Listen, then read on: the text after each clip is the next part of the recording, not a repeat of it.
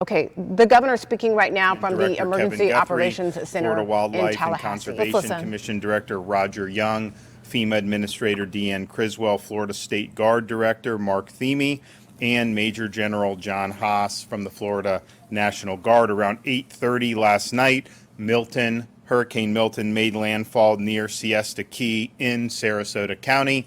It moved quickly across central Florida overnight, producing significant flooding and damaging winds near its path. The storm did bring much destruction and damage. Tornadoes ravaged parts of the east coast of the state. Flooding occurred on the west and east coast, and strong winds lashed the state, especially in Pinellas, Hillsborough, Manatee, and Sarasota counties.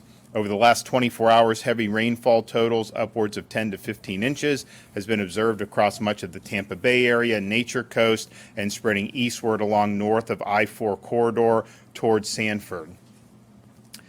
Isolated pockets of up to 18 inches of rainfall were observed in Pinellas and coastal Hillsborough counties. 5 to 10 inches of rainfall has been observed further northward towards Gainesville, along eastern portions of the I-4 corridor, and south of the western I-4 corridor towards Sarasota. Several rivers reached major flood stage, and major flooding continues along portions of the Hillsborough River, St. Johns River, and Little Wekiva River. Water levels are forecast to continue rising along northeast and west central Florida rivers and waterways, with many forecasts to remain within or reach moderate to flood stage over the next day or so. We had over 80,000 people that were into shelters overnight as the storm hit the state. We will better understand the extent of the damage as the day progresses. And you have people that are out there assessing damage right now. First responders have been working all through the night to help people who were in distress. And what we can say is the storm was significant, but thankfully this was not the worst case scenario. The storm did weaken before landfall, and the storm surge, as initially reported, has not been as significant overall as what was observed for Hurricane Helene. Right now, it looks like Sarasota County had the most significant storm surge, likely somewhere between 8 to 10 feet. And remember, with Helene, we had 15 to 20 feet up in Taylor County. Rescue missions have been underway throughout the night. State search and rescue teams report at least 48 individuals have been rescued as of 0630. National Guard search and rescue teams have worked overnight and successfully executed rescues of families and pets on the west coast and from the destruction of the tornadoes in the central and eastern parts of Florida. The Guard continues to work into the morning and have 31 rescue aircraft operational and hundreds of rescuers engaged in over 125 active missions in 26 different counties. Over 6,500 soldiers are deployed throughout the state. Florida Fish and Wildlife Commission has made land and water rescues in Pinellas, Hillsborough, and Pasco County. The State Guard has also been engaged in search and rescue, assisting with floodwater evacuations as well as damage assessments. There are currently 3.1 million accounts without power. There have been 635,000 restorations since Hurricane Milton hit Florida. The areas that have the most significant outages as of this morning are Hillsborough, 75% out, Hardy, 97% out, Manatee, 82% out, Pinellas, 68% out, and Sarasota, 75% out. Of course, there are 50,000 plus linemen that have been pre-staged. A lot of what they'll do this morning is likely assess the damage and then begin restoration operations very quickly. And we appreciate everybody that's in that fight because that's very important for a lot of people. Cut and toss have begun at First Light by the Florida Department of Transportation. 328 crews are active in the field with over 350 pieces of heavy equipment and trucks. 150 bridge inspectors were dispatched at First Light and have begun performing inspections to open bridges across the impact areas. As I put in my executive order, residents have a right to be back into their homes as soon as the roadways are deemed safe. In Tampa, the Gandy Bridge and Howard Franklin Bridge have been inspected, cleared, and are open, and inspections of the Sunshine Skyway Bridge are underway. There is debris on the Sunshine Skyway as well as the Courtney Campbell, but once that debris is clear, we anticipate those bridges opening later this morning. Other bridges are being opened as soon as the state inspections are completed. The Tampa airport is repairing minimal damage and should be open no later than tomorrow. Seaports are awaiting Coast Guard channel surveys to reopen waterside, but as of now, our initial assessments is they will likely be able to resume operations very quickly. We still have a lot of school closures for today. I think Floridians should just keep in contact with their local officials about what that's going to be. I would imagine a lot of the schools that were not necessarily in the direct path of the storm will be open tomorrow. It may take a few more days for some of the places that were harder hit. Now, as you survey damage and clean up, please be cautious of hazards. We have post-storm fatalities almost every storm, and a lot of these fatalities are avoidable. So please be cautious of downed power lines. Don't touch them. Don't remove tree debris that may be entangled with downed power lines. Standing water can conceal downed power lines and other hazards, so please be mindful and never walk through storm waters. Standing storm waters can also carry a bacteria that can lead to fatal infections. This type of infection was responsible for a fatality following Hurricane Helene, so please avoid wading through standing water. Please use proper ladder safety. Please use proper generator safety. Do not operate the generator inside your home. It must be outside, a safe distance from doors and windows. Visit Florida's emergency accommodation modules on Expedia and Priceline will remain available for those who are returning to their homes which were evacuated during the storm and sustained damage or in need of other type of shelter. So these models will continue to provide real-time hotel availability and lodging resources, making the experience easier for users. If traffic lights are out in your area, please drive with caution and treat each light as you would a four-way stop. And also remember, if you're going to use a chainsaw, be very careful with that. We have mishaps on that after every storm. We are extending the Hope Florida line for another 2 weeks at 24 hours, 7 days a week. So if you need assistance or resources post-storm, you can call 1-833-GET-HOPE, 1-833-GET-HOPE. Hope Florida's disaster arm, Activate Hope, is a program designed to help people find help following a disaster such as a hurricane. So you can call the Hope line. You can also visit the Hope bus, which will be in some of these areas very soon, and there'll be announcements about that.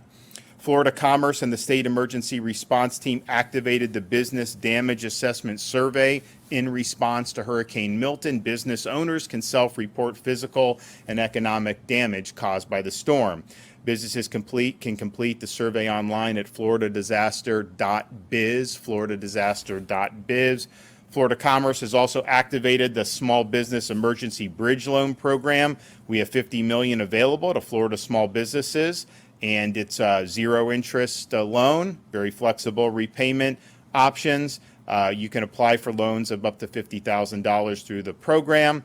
Loans of up to $100,000 are available for agriculture and aquaculture small businesses, and loans of $150,000 are available for citrus and cattle operations. Again, these are short-term zero-interest loan. You get the cash in your hand. The repayment terms are very flexible. You can apply at www.floridajobs.org/EBL, floridajobs.org/EBL. We've also activated the Florida Disaster Fund for those who want to make tax-deductible charitable contributions that will be used to be able to help Floridians who are in need. And you can go to floridadisasterfund.org, floridadisasterfund.org, if you have any questions.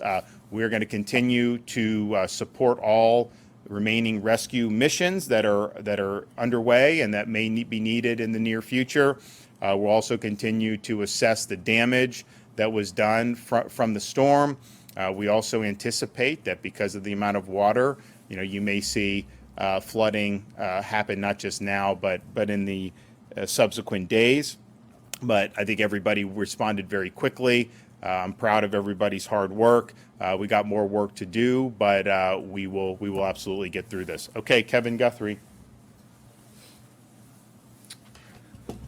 Good morning, everyone. Governor, thank you for your leadership time and time again. I know you and the State Emergency Response Team will lead the charge as we respond to and recover from this storm.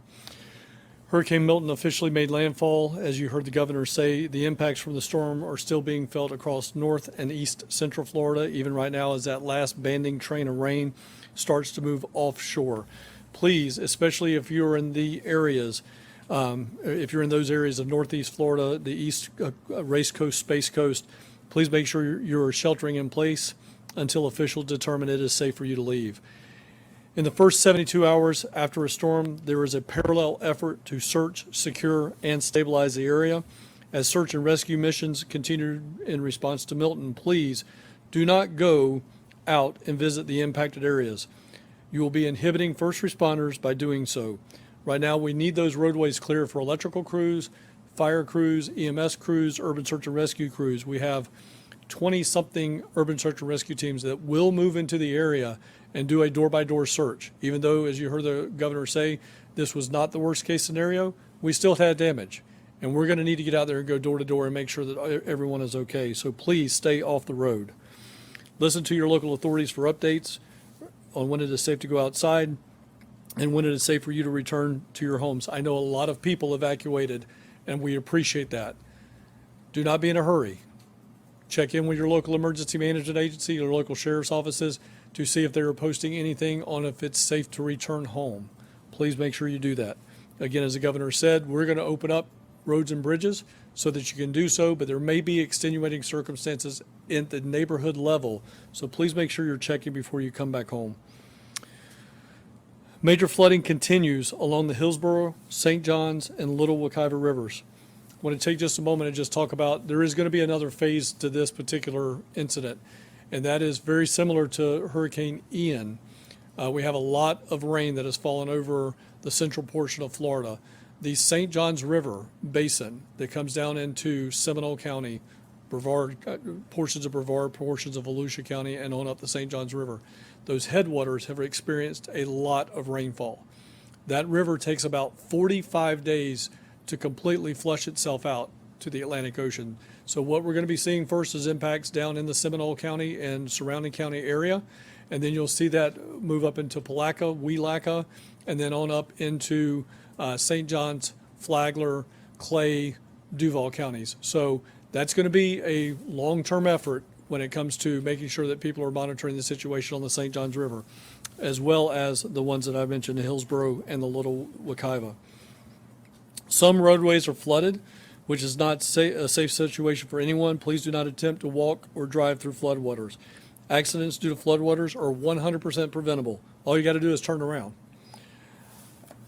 If you're sheltered in place or when you return to your home and you're looking at the damages around your home right now, do one thing for us. Take out your phone, take some pictures. Inside and outside. All four sides of the house, every room inside the house. What are things that you should be documenting? Make sure you're documenting just the physical damages, but then also, since this was a flooding event, we want to make sure that you capture those what we call high water marks on your home. Do that inside and outside. For a point of reference, when you're on the outside of the home, make sure you get like the doorknob of the outdoor house. That'll give us a reference, a point of reference on how high that water got. If you're on the inside, make sure you have like an electrical socket or a light switch or, again, a door handle on the inside of your home in the picture so that we can get some type of reference as to how high that water is coming. If you're beginning the cleanup process, please ensure you're wearing the appropriate safety gear. Do not attempt to clean up hazardous debris or down power lines, as the governor has said. Report all of that to your local authorities. Do not cut any lines. Again, we do not need Florida man and Florida woman out there cutting random lines as they go. You don't know what is a cable line, you don't know what is an electrical line, and probably more importantly these days is you don't know what is a fiber optic line. Most of our 911 lines run across fiber optic. We do not want anybody cutting lines. Let the professionals come in here and identify what it is before it's cut. Remember, again, some roads are still dangerous due to flooding, debris, and potential downlines. Do not risk it. Let our crews get out there and get everything back up and running. For assistance after the storm, call State Assistance Information Line. Again, that's information only, 1-800-342-3557. Help is available in English, Spanish, and Haitian Creole. FloridaDisaster.org updates for information on the web. And then, of course, follow us at FLSERT on X and Instagram, and Facebook at FDEM. That is the most trusted and fastest source that we have. We have several people helping us out on posting on social media, so that is going to be the best place and the fastest place to get stuff from us. Thank you, Governor DeSantis, again, as together we will overcome this storm. Okay. Roger. Morning, ladies and gentlemen, and thank you, Governor DeSantis, for reestablishing and resourcing this state guard so we can deliver critical emergency response capabilities right to the point of need. Working alongside Director Guthrie's, General Haas, and Director Young's and the rest of his state agencies, personnel moving rapidly in order to save lives, rescue our citizens, and minimize human suffering. Throughout the night and this morning, our Special Missions Unit with search and rescue, K-9, paramedic, and swiftwater rescue teams moved throughout the most severely impacted areas between Pasco and Sarasota counties, working with local authorities to provide on-water and overland search and rescue and route assessment capabilities. Our maritime unit is also engaged with FWC with 10 boat teams and high water vehicle teams in order to expand the capacity of the local counties' abilities to conduct waterborne reconnaissance and search and rescue operations.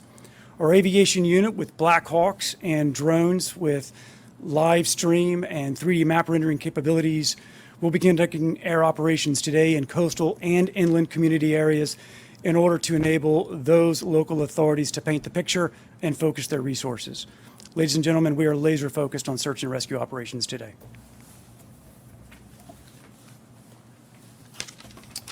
Good morning, everyone, and I'd like to also thank Governor DeSantis for his unwavering support during these times of critical need. We are fortunate and blessed to live in a state where the governor has such support for state agencies that put Floridians first.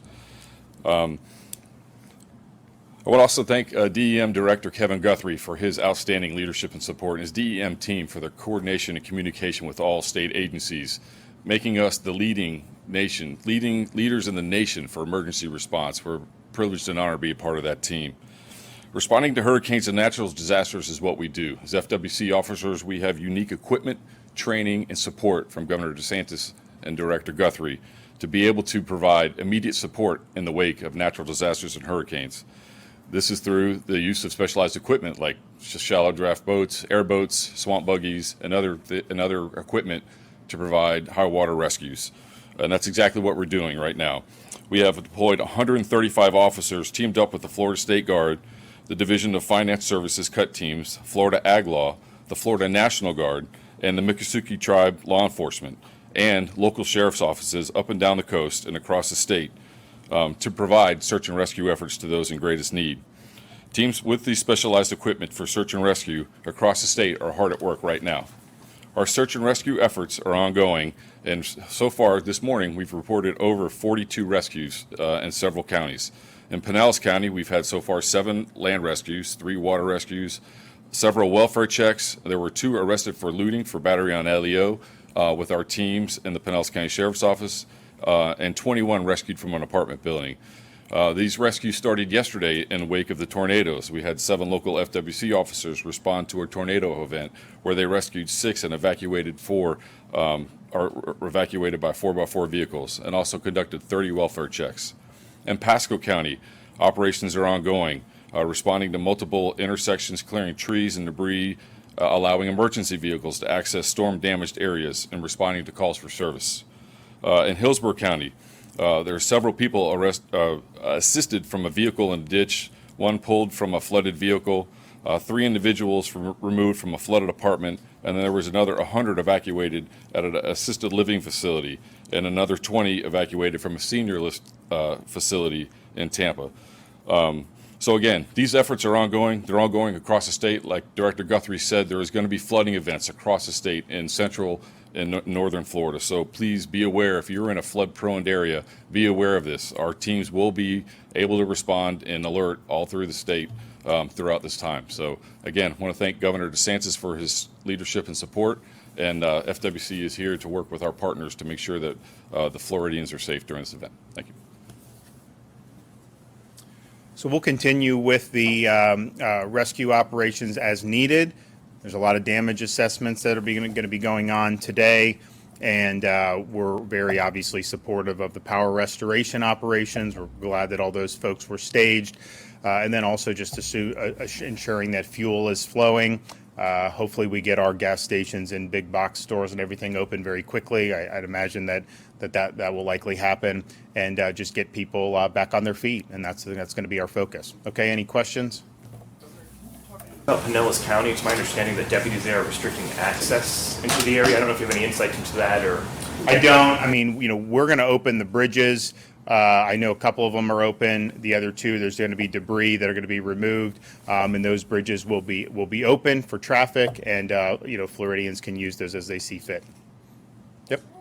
Fatalities, has there been a tally yet as to whether... Not yet. I mean, I know there have been reports. We have not confirmed any. That does not mean there has not been any. There's a process where this happens with the state. I know with the tornadoes, it seems very likely that there were some with the tornadoes. That's the only reports we've received. No confirmations. I imagine there's going to be some confirmations, but it's too soon to tell with respect to the West Coast and the storm surge and everything. So stay tuned on that. Storm, some Wall Street analysts predicted that Milton's losses could exceed $50 billion. Does the state have any sort of... How the hell would a Wall Street analyst be able to know? It's been dark all day. What, you just going to know that you're going to do? I mean, like, give me a break on some of this stuff. They're doing damage assessments now. They always say this or that or whatever. I mean, what I would say is what I said in the original talkers. We had certain worst case scenarios in terms of going into Tampa Bay. A lot of places in Pinellas County, they had negative storm surge because it sucked the water out of the bay. So in terms of all that, where you'd see the entire Tampa Bay area underwater, that did not happen. The storm surge, it was most acute in Sarasota. And I think it was a little bit more than Sarasota got for Helene, but it wasn't like so much more. I think it was 8 to 10 feet. Helene, of course, got almost to 20 in Taylor County. And then I think the fact that the storm weakened, I think I'm not saying there's not going to be damage. There will be. It cut across the state in a way that Helene did not. But in terms of just right now, the morning after, if I think back to like Hurricane Ian, I don't think that you're looking at similar amount of damage to Ian. And then with Helene, there may end up being more overall damage. There may not. I don't know. But definitely the surge did not reach Helene levels. I mean, Helene was producing major surge all across the west coast of Florida, and then in the Big Bend, it was just biblical. That was not necessarily what we happened here. Anything north of the storm had minimal surge on the west coast, and it was really kind of that Sarasota, Charlotte Harbor, down into Lee, Collier, but compared to what they had with Hurricane Ian, that is not on the same level. So we'll see. There'll be a lot more that'll need to be done to assess the extent of the damage. But what I think we can say is, we have a lot of resources in play here in Florida to be able to mitigate and get people back on their feet and get the state moving again. I think that's what people want. They want to get back in their homes. They want to see the roads clear. They want to see the bridges reopen. And so that's what our sole focus, so that we get people back. The areas, Tropicana Field, Hart's roof shattered. It's my understanding that they were relocated on Wednesday, according to you. Yeah, they were relocated. So, I mean, the Tropicana Field is a routine staging area for these things. The roof on that is not rated for, I think it's rated for 110 miles an hour. And so, the forecast changes, but as it became clear that there was going to be something of that magnitude that was going to be within the distance, they redeployed them out of Tropicana. So there were no state assets that were in Tropicana Field. I think Duke also removed all their assets as well. And you look, I mean, the roof is basically, it's like a fabric almost with that. So that was something that we understood and acted accordingly. They were moved before the storm. I mean, and so there was no issue with anything with that. Water main break in St. Petersburg. My understanding is, at least earlier this morning, the city had no Kevin access can to talk about that. I know he's been engaged in that. Yep. So about 1:40 this morning, I received a phone call woke up, got over here from that building to this building, got over here and started working the issue. Right now, there are several water main breaks throughout Pinellas County, different water systems. Some are municipal, some are county. But what they're doing is they're slowly raising pressure in those lines to actually figure out exactly where the breaks are at. And they're going to start repairing those breaks one by one by one. You may start to see some things come out of the hospital industry. We have stabilized the hospital situation. There is one active evacuation of a hospital right now. I do not have the name of that hospital. We can certainly get that back to you through our folks. But we have stabilized the water pressure in 4 out of 5 hospitals from getting any worse. So we're going to continue to closely monitor that throughout the day. But again, one active evacuation going on, but we have stabilized. We have water tankers on site pushing pressure back into the systems. But I think our biggest thing to talk about, or I should say talk about, but the biggest thing right now in that Pinellas, St. Pete area is going to be the water system, but we're working in conjunction to see how we can support and supplement the cities and the county on what resources they need. We've already dispatched logistical folks into the area. We've sent in engineers on our dime to be as helpful as we can. In one situation, it may be a gasket or a flange. In another situation, it may be a complete water main break. But we stand by ready to support Pinellas and St. Pete and other municipalities to help them get that water back on and running. Because again, power and water are right there together. We can do a lot with power, but we got to have water. Are you aware of any impacts to it's the Kinder Morgan Central Florida pipeline system? Jason, I don't have anything on that particular pipeline system, but I'll find out what I can offline, and we'll close the loop back with you guys. All right. Sorry to the Tropic Field. Will that impact any of the post-storm recovery efforts, given No. that they're in Jacksonville? No, well, they're not in. I mean, there's some came from Jacksonville originally. Kevin put them in different places to just ride out the storm and then come back in. So no, it's not going to have any major impacts at all. These are just things you've got to do. I mean, you stage and you figure out kind of how to go. They were staged during Helene there, and it worked well. When the forecast said that it may not make it through with the roof, then they adjusted accordingly. But they're in the fight and they'll continue to do it. Okay, thanks.